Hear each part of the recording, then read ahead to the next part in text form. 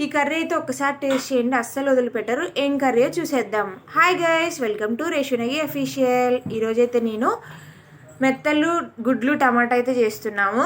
ఎట్లా చేయాలో ప్రాసెస్ అయితే చూసేద్దాం. ఫస్ట్ అయితే ఎగ్స్ అయితే బాయిల్ చేసుకోవాలి. తర్వాత ఆయిల్ అయితే హీట్ అయిన తర్వాత ఈ ఎగ్స్ అయితే మంచిగా దానిపైన ఉన్నదంతా తీసేసి ఫ్రై అయితే చేసుకోవాలి. ఇలా ఫ్రై చేసుకోవడం వల్ల టేస్ట్ బాగుంటుంది. కొంతమంది ఫ్రై చేసుకోకుండా నార్మల్గా అయితే వేసేసుకుంటారు. దానికంటే ఇలా అయితే ఒకసారి ఫ్రై చేసుకొని చూడండి, చాలా టేస్ట్ కూడా బాగుంటుంది. ఫ్రై చేసేసుకున్న తర్వాత వీటిని అయితే పక్కకు తీసేసుకోవాలి. తర్వాత మనం ఏవైతే నెత్తళ్ళు అయితే తీసుకున్నామో వాటిని అయితే కొంచెం మంచిగా వాష్ చేసుకొని ఫ్రై అయితే చేసుకోవాలి. కొంతమంది మెత్తళ్ళు అంటారు, కొంతమంది నెత్తళ్ళు అంటారు. మేమైతే మా సైడ్ మెత్తళ్ళు అనే అంటాము, కానీ వీడియోస్లో అన్నిట్లో నెత్తళ్ళు అంటున్నారని నేను నెత్తళ్ళు అనేది చెప్తున్నాను. తర్వాత ఈ ఫ్రై అయిన తర్వాత అలానే నెత్తళ్ళు అందులో ఉంచేసి ఆనియన్ పచ్చిమిర్చి అయితే వేసేసుకొని అవి కూడా ఫ్రై చేసుకోవాలి.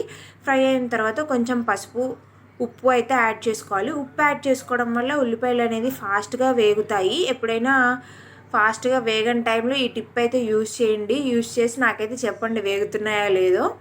తర్వాత ధనియాల పొడి వేసేసుకొని టమాటా అయితే వేసుకొని మగ్గించుకోవాలి. ఇలా టమాటా ఫాస్ట్గా మగ్గాలి అంటే మనం మూత అయితే పెట్టుకొని మగ్గించేసుకోవాలి. తర్వాత కొంచెం పైన కారం అయితే వేసుకొని మనం ఏవైతే ఎగ్స్ వేపుకున్నామో అవి అయితే ఇందులో వేసేసుకుంటాం. మనకి ఎంతో టేస్టీ అయిన కర్రీ అయితే రెడీ అయిపోతుంది. Thank you for watching this video.